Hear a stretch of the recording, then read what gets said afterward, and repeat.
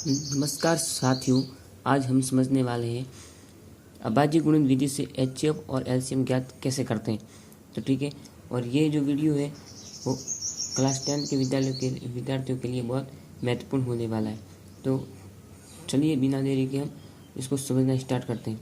देखिए, हमारे पास सवाल पहला दिया हुआ है 26 और 91 दिया है। ठीक है, और इसका पहले हम अभाज्य गुणनखंड करेंगे और फिर इसके जो एचसीएफ और एलसीएम करेंगे। ठीक है, और ये करने के लिए इस काम करेंगे अभाज्य गुणनखंड। ठीक है, पहले 26 का करेंगे फिर 91 का करेंगे। ठीक है, ये हमने इधर लिख दिया 26 को, लाइन खींच दी। ठीक है, 26 में हम पहला भाग देंगे 2 का।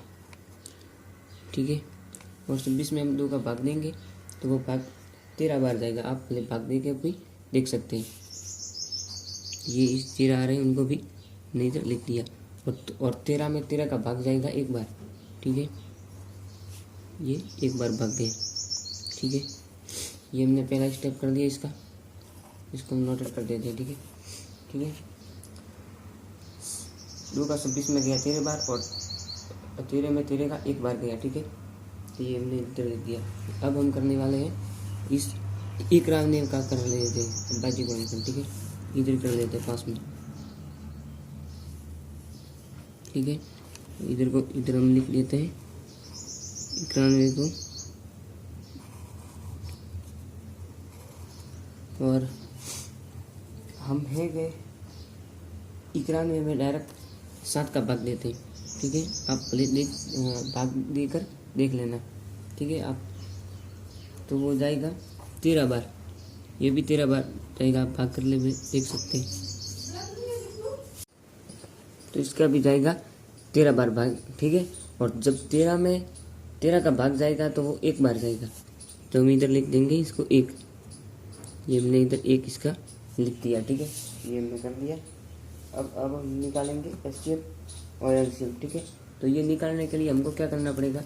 सबसे पहले ये जो इधर जो संख्या आई ना, जो हमने फर्स्ट में जिसमें का भाग दिया है 26, तो इसको हम इधर लिख देंगे। ठीक है, नीचे की साइड में हमने 26 है तो लिख दिए। इसकी हमने अभाज्य गुणनखंड है जो हमने यहाँ पर निकाले।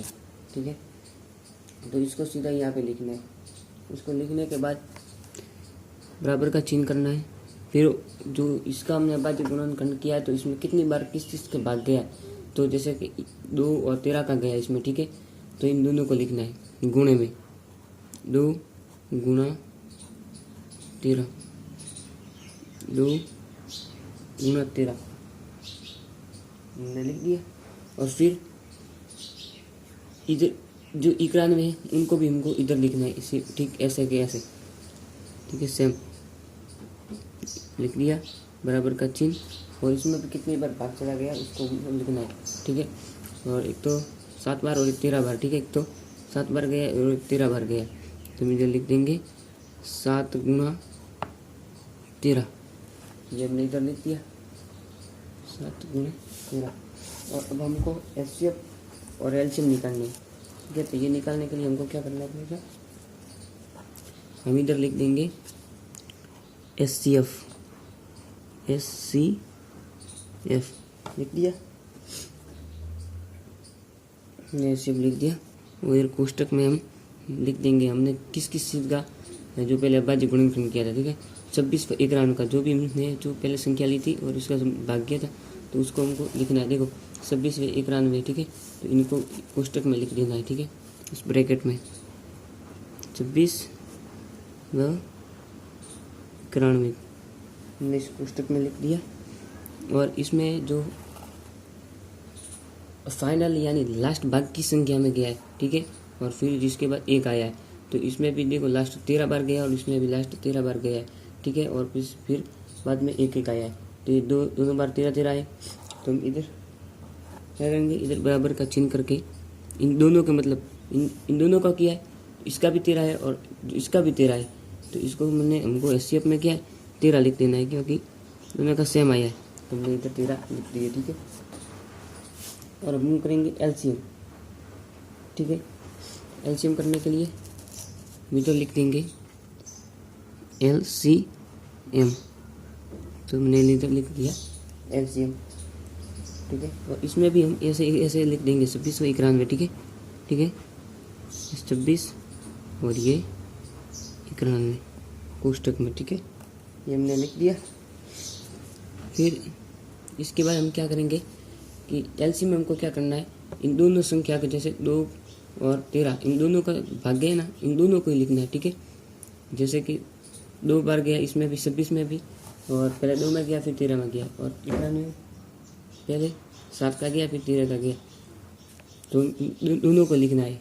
एलसीएम में क्या है, इन दोनों संख्याओं के लिखने हैं। देखो 26 के भी लिखने हैं और 91 के भी लिखने हैं, दोनों के लिखने हैं। कितनी बार भाग गए, पहले हम लिखते हैं 2 गुणा 13, क्योंकि 13 को हम लिख दिया इधर, देखो 13 को हम बार बार नहीं लिखेंगे, ठीक है, हम डायरेक्ट 7 को ही लिखेंगे। ये हमने 7 लिख दिया, ठीक है।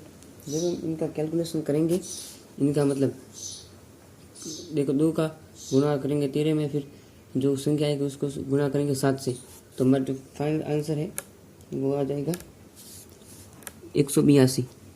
तो हमने इधर लिख दिया है 182, इधर 182 है, ठीक है।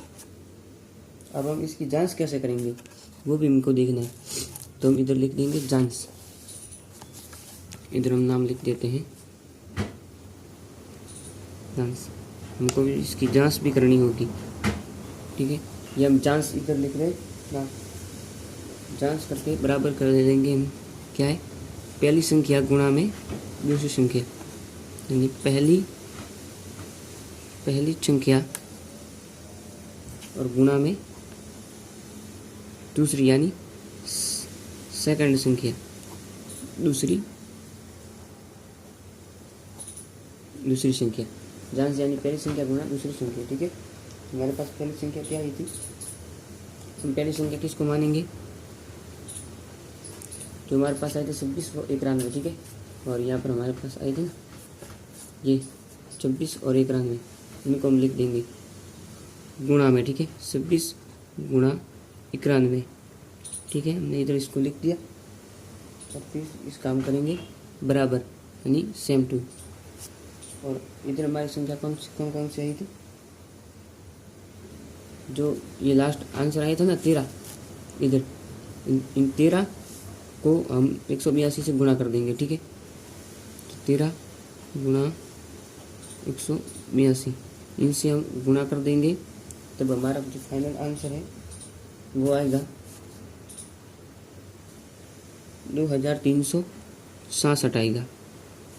हमारा आंसर क्या आएगा, 2367 आएगा आंसर, ठीक है। इसका आंसर 2300, 13 का गुणा हम 182 करेंगे तो 2367 आ जाएगा इसका आंसर। और जब हम 26 गुणा 91 का भाग करेंगे, यानी गुणा करेंगे, तो भी 2367 आ जाएंगे हमारा आंसर। देखो दोनों आंसर आ गए हमारा। तो ये हमने जांच की कि हमारा उत्तर सही है या गलत है। देखो हम 26 गुणा 91 से करते हैं तो भी 2367 आते हैं, और 13 गुणा 182 से करते हैं तो भी 2367 आते हैं। तो हमने ये फाइनल आंसर निकाल दिया है। और इसी प्रकार आपको है जो सारे सवाल इसी स्टेप बाय स्टेप आपको करने हैं। और ये सवाल आपको खुद को भी किसी दूसरी संख्या इसमें मतलब ऐड करके आपको खुद को करना है, ठीक है। और अगर आपको हमारा वीडियो ये बहुत अच्छा लगा है तो हमारे चैनल को सब्सक्राइब जरूर करें, क्योंकि ये इतना बनाने में भी हमको बहुत मेहनत लगी है और आपको समझाने में। तो हमारे इतनी मेहनत के लिए एक लाइक और सब्सक्राइब जरूर करें, ताकि आपको ऐसे वीडियो मिलते रहे आगे, ठीक है। तो हमारे चैनल को सब्सक्राइब जरूर करें। Thank you so much. हम ऐसे वीडियो लेकर और आएंगे।